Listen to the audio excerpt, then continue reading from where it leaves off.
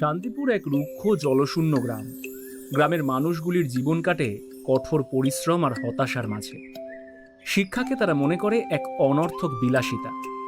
দুপুর গড়িয়ে গেলে শিশুরা দল বেঁধে পুকুর পাড়ে মাছ ধরে বা মাঠে গরু চড়ায়। দেখ রে দীপক, আজ একটা বড় শোল মাছ ধরবো। ছিপটা কেমন ফেলছি দেখ। বড় মাছ? তোর তো একটা পুঁটিও জোটে না রে। তার চেয়ে দেখ আমি কত বড় একটা বাড়ি বানাচ্ছি। এটা হবে আমাদের নতুন লেখাপড়ার ঘর। লেখাপড়ার ঘর? উফ, কি হবে ওসব শিখে? বাবা তো স্পষ্টই বলেছে গরু চড়ানোই আসল কাজ। লেখাপড়া করে নাকি পেটে ভাত আসে না। কিন্তু যদি আমি শুধু নিজের নামটুকু লিখতে শিখতে চাই? কি বললি প্রিয়া? তুই নাম লিখতে শিখবি? তুই কি মাস্টারনি হবি নাকি?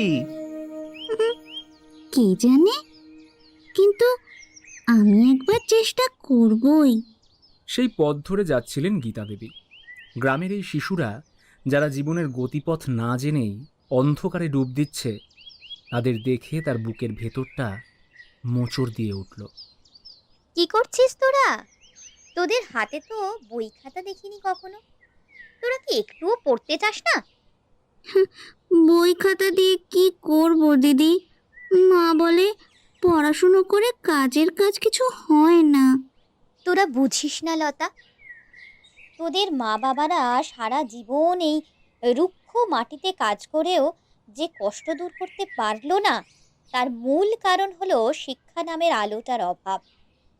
তোদের যদি একটু পড়ার সুযোগ দিত, তবে তোরা নিজেরাই নিজেদের ভাগ্য লিখতে পারতিস। কিন্তু আমাদের শেখাবে কে দিদি? গ্রামে তো কোনো স্কুল নেই। যদি শেখাই তবে কি শিখবি? আমাদের আমাদের শেখাবে দিদি? হ্যাঁ রে, আমি তোদের খেলতে খেলতে শেখাবো। তোদের খেলা ঘরেই পাঠশালা হবে। মনে রাখতে হবে, সত্যিকারের পরিবর্তন শুরু হয় একজন মানুষের সংকল্প থেকেই। কাল সকালেই আমার পাঠশালা শুরু হবে।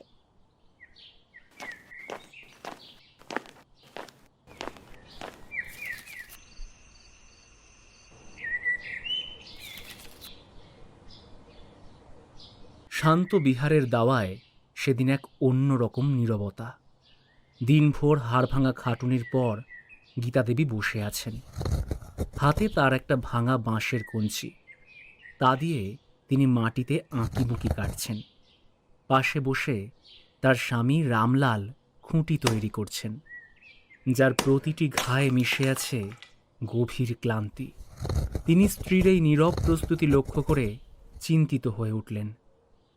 কি ঠিক করছো? কিসের আবার পাঠশালা? সারা দিন ধরে দেখছি তুমি উঠোনে পায়চারি করছো আর মাটি দেখছো। কি চলছে তোমার মনে, গীতা? আমাদের সামান্য জীবনে আর নতুন কোনো ঝামেলার দরকার নেই। আমি আমাদের উঠোনেই একটা ছোট পাঠশালা খুলব রামলাল। এই বাচ্চাদের আর অন্ধকারে থাকতে দেব না। ওদের চোখ দেখলে আমার দম বন্ধ হয়ে আসে। ওরা জানেই না জীবন মানে শুধু বেঁচে থাকা নয়। উঠোনে পাঠশালা? তুমি পাগল হয়ে গেছো গীতা? তুমি কি জানো না গ্রামের লোক এটাকে কিভাবে নেবে?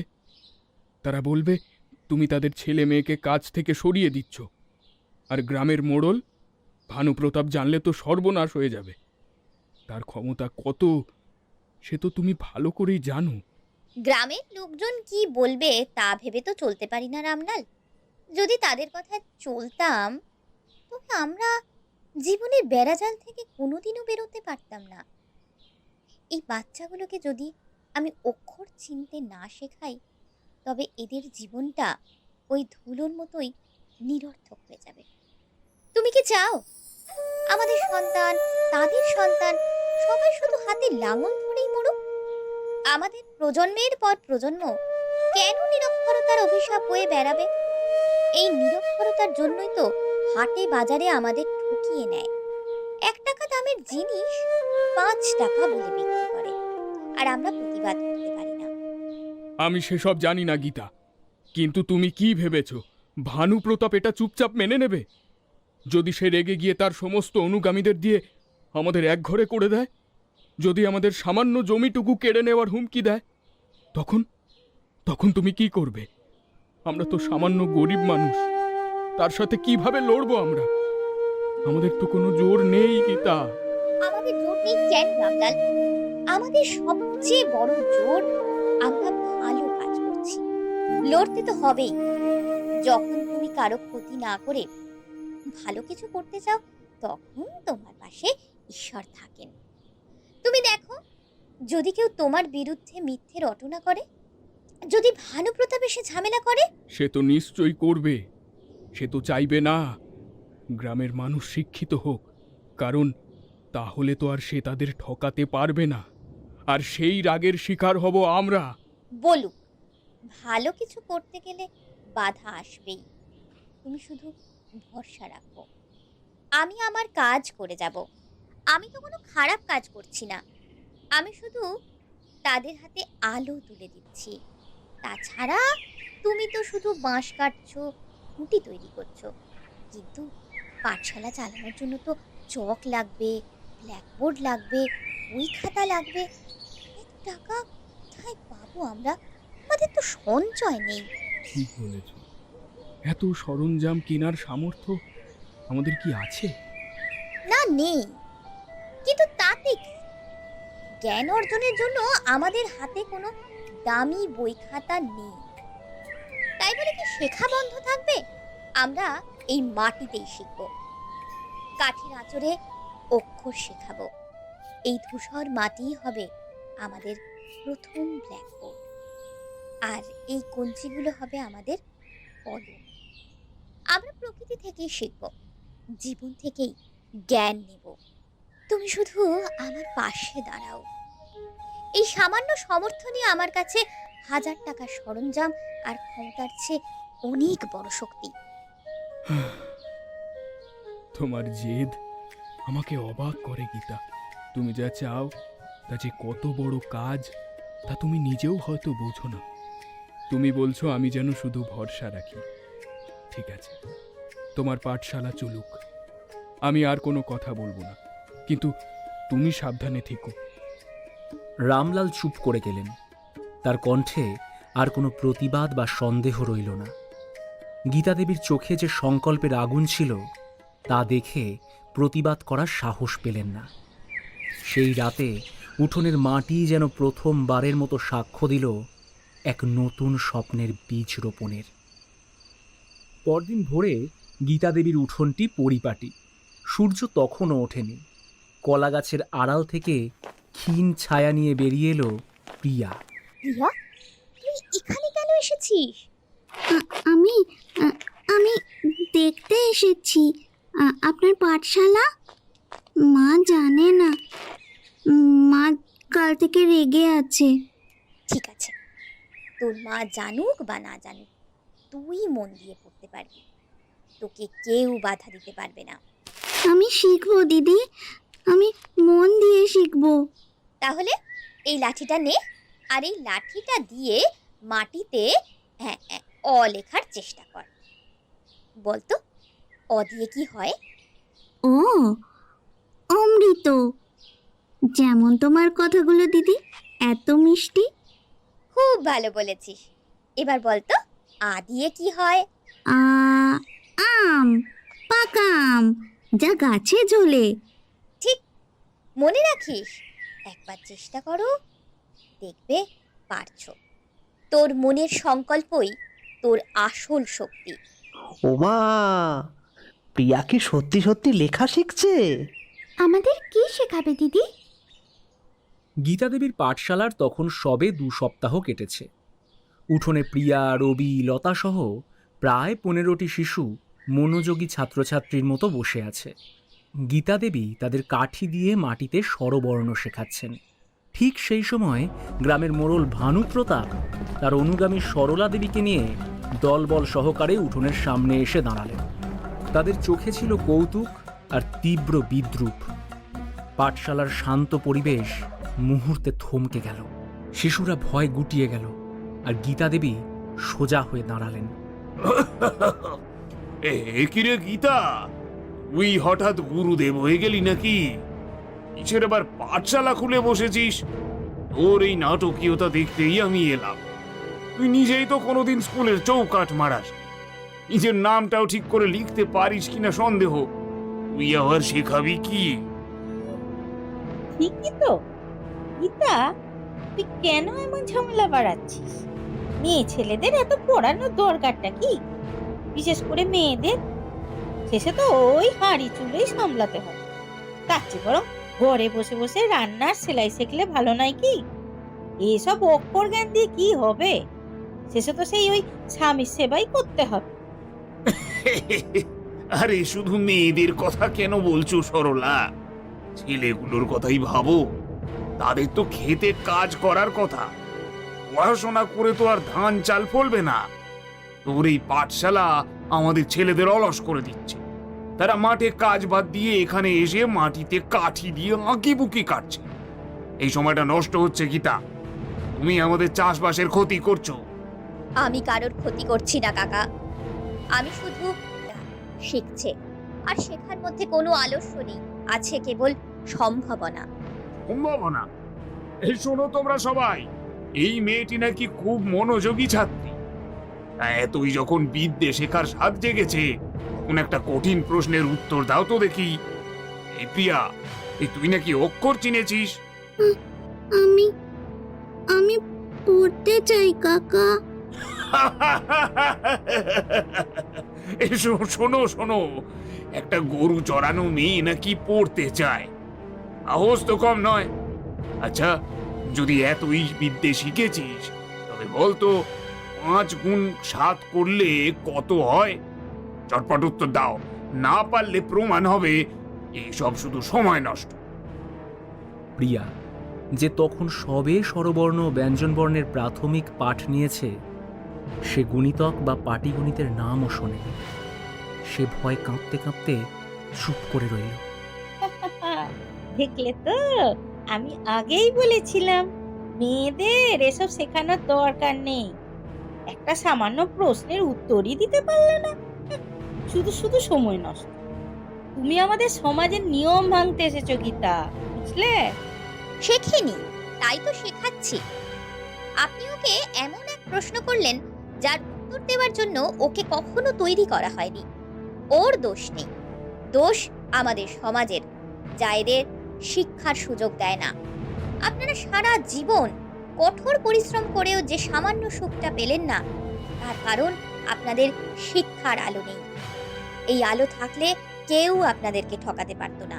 কি কি বললি তুই? আমাদের অন্ধকারে থাকা বললি? আমাদের পরিশ্রমকে তুই অপমান করলি? হ্যাঁ, আমি বলছি। লজ্জা কাজের নয় কাকিমা। লজ্জা হলো অন্ধকারে থাকার, লজ্জা হলো নিজের অধিকার না জানার। শিক্ষার আলো ছাড়া জীবন কেবল অন্ধকার। আমি জানি আজ আপনারা বুঝতে পারছেন না, কিন্তু একদিন আপনারা নিজেরাই বুঝবেন যে এই পাঠশালা শুধু অক্ষর শেখায় না, সাহস, হিসেব কষা আর আত্মমর্যাদা শেখায়। এই শিক্ষা এদের জীবনে আলো আনবেই। অনেক হয়েছে, তোর বিদ্যার আস্ফালন আমি আর শুনতে চাই না। ঠিক আছে, দেখি তোর পাঠশালা কতদিন চলে, কিন্তু মনে রাখিস, আমার ছেলের গায়ে যদি ধুলো লাগে, আমার কাজের যদি ক্ষতি হয়, আমি কিন্তু তোকে ছাড়বো না। এই গ্রামের মোড়ল আমি, তুই নয়। ভানুপ্রতাপ ও তার অনুগামীরা ক্রুদ্ধ দৃষ্টিতে গীতা দেবীর দিকে চেয়ে গটগট করে হেঁটে চলে গেলেন। শিশুরা তখন ভয় জড়সড়, কিন্তু গীতা দেবীর মুখে ভয়ের কোনো চিহ্ন ছিল না, ছিল শুধু এক অদম্য সংকল্পের উজ্জ্বল্য। সেই সংঘাতের আগুনে সেদিন শান্তিপুরের মাটিতে নতুন করে শিক্ষার বীজকে শক্ত করে পুঁতে দিল। মাসখানেক পরের কথা, গ্রামের সাপ্তাহিক হাট বসেছে। এই হাটে ভানুপ্রতাপ তার উৎপাদিত ধান বিক্রি করতে এলেন। ওজন ঠিক হচ্ছে না ভাই, আমার তো মনে হচ্ছে ধান কম যাচ্ছে। আরে কাকা, আপনি কি আমার চেয়ে বেশি বোঝেন? এই তো ডিজিটাল পাল্লা, এতে কোনো ভুল হয় না। আপনার হিসেব ভুল হচ্ছে। ভানুপ্রতাপ, যিনি নিজের নামটিও লিখতে পারতেন না, তিনি অঙ্কের মার প্যাঁচ বুঝলেন না। ঠিক সেই সময় সেখানে এলো প্রিয়া। কাকা, আপনি এত তাড়াতাড়ি চলে যাচ্ছেন কেন? সব ধান বিক্রি হলো? হ্যাঁ রে মা, বিক্রি হলো, কিন্তু কেমন যেন ঠকে গেলাম মনে হচ্ছে। ওজনটা ঠিক বুঝতে পারলাম না। কাকা, আপনার ধান ওজনে 25 কেজি কম হয়েছে। আপনি তো পুরো ঠকে গেলেন। দেখুন, দিদি আমাদের শিখিয়েছিলেন আপনার পাল্লায় যে সংখ্যাটি দেখাচ্ছিল আর যে দাম আপনাকে দেওয়া হয়েছে তাতে আপনার আরও প্রায় 500 টাকা বেশি পাওয়ার কথা। কি বলছিস রে প্রিয়া, তুই কি করে জানলি? গীতা দিদি শিখিয়েছেন। আমরা জানি 1000 গ্রামের কত মূল্য। এই জ্ঞান না থাকলে তো আমরা সবাই ঠকে যাব। হাটে উপস্থিত সবাই অবাক হয়ে গেল। প্রিয়া প্রমাণ করল, শিক্ষা শুধু অক্ষর শেখায় না, আত্মমর্যাদা রক্ষা করতেও শেখায়। ভানুপ্রতাপ লজ্জিত হয়ে সরাসরি গীতাদেবীর বাড়িতে গেলেন। তার চোখে ছিল অনুশোচনা। গীতা, আমি ভুল করেছিলাম, চরম ভুল করেছিলাম। আমি ভেবেছিলাম লেখাপড়া শুধু আলস্য শেখায়, কিন্তু আজ এই হাটে যদি প্রিয়া না থাকতো তবে আমার বড় লোকসান হতো গো, বড় লোকসান হতো। তুমি শুধু অক্ষর শেখাওনি, তুমি আমাদের চোখ খুলে দিয়েছ। কাকা, ভুল স্বীকার করাটাও বড় কথা, সবাই সেটা পারে না। এখন থেকে আপনাদের সমর্থনই আমার বড় পুরস্কার। তুমি আমাকে ক্ষমা করো, আমার ছেলে মেয়েদেরও তোমার পাঠশালায় পাঠাবো। গীতা, তুমি যা শুরু করেছ তা একদিন সত্যি সত্যি এই গ্রামের ভাগ্য পাল্টে দেবে। তোমার এই সমর্থনই আমার সবচেয়ে বড় শক্তি। হ্যাঁ। গীতা দেবীর এই ব্যতিক্রমী উদ্যোগের খবর পৌঁছালো জেলার আধিকারিক মিস্টার সেনের কানে। তিনি এলেন শান্তি বিহারে। গীতা দেবী, আমি বিশ্বাস করতে পারিনি আপনি যা করে দেখিয়েছেন তা সরকারি বড় বড় প্রকল্পও করতে পারে না। আপনি প্রমাণ করেছেন সত্যিকারের পরিবর্তন শুরু হয় একজন মানুষের সংকল্প থেকেই। স্যার, আমি কেবল একটি প্রদীপে আলো দিতে চেয়েছিলাম। আপনি যদি সত্যি কিছু করতে চান, এই শান্তিবিহারে একটি পাকা সরকারি স্কুল তৈরি করুন, যে স্কুলে বেঞ্চ থাকবে, ব্ল্যাকবোর্ড থাকবে, যেখানে ছেলেমেয়েরা আর ধুলোয় বসে থাকবে না। আপনার নিঃস্বার্থ আবেদন আমার চোখ খুলে দিল। আমি এই মুহূর্তে সরকারি স্কুল তৈরির জন্য জমি বরাদ্দ করছি। এই স্কুল হবে আপনার স্বপ্নের ফসল। 1 বছরের মধ্যেই শান্তিপুরের এক প্রান্তে মাথা তুলে দাঁড়ালো শান্তিপুর সরকারি বিদ্যালয়। উদ্বোধনের দিনটি ছিল গ্রামের ইতিহাসে এক অবিস্মরণীয় মুহূর্ত। গীতাদেবী একটু দূরে দাঁড়িয়ে সব দেখছিলেন, চোখে তার আনন্দের অশ্রু। আজ এই স্কুলটি কারো দয়া বা সরকারি অনুগ্রহের ফল নয়, এটি হলো গীতা দেবীর অক্লান্ত পরিশ্রম আর সংকল্পের ফল। উনি প্রমাণ করেছেন একজন সামান্য গৃহবধূও চাইলে একটি সমাজের ভাগ্য পাল্টে দিতে পারেন। উনি আমাদের চোখে শিক্ষার সত্যিকারের দূত। গীতা, তুমি যা করেছো তার জন্য আমাদের গ্রামের সবাই তোমায় চিরকাল মনে রাখবে। আমি ভুল করেছিলাম, তুমি ঠিক বলেছিলে, শিক্ষাই আসল শক্তি। সত্যি দিদি, আজ তুমি যদি না থাকতে তাহলে হয়তো আমাদের ছেলেমেয়েরা স্কুলের মুখ কোনোদিন দেখতই না। দিদি, এবার থেকে আমরা বড় স্কুলে পড়বো। আর দেখো, আমি নিজের হাতে লিখেছি, গীতা দেবীর পাঠশালা, সংকল্পের আলো। সাবাস মা, তুই আমার আসল পুরস্কার। গীতাদেবী হাসলেন। তিনি প্রমাণ করলেন, জ্ঞান অর্জনের জন্য ডিগ্রি বা বড় ডিগ্রির প্রয়োজন নেই। প্রয়োজন শুধু একটি সংকল্প, একটি স্বপ্ন, আর সেই স্বপ্নকে সত্যি করার অদম্য সাহস। সত্যিকারের পরিবর্তন শুরু হয় একজন মানুষের সংকল্প থেকেই।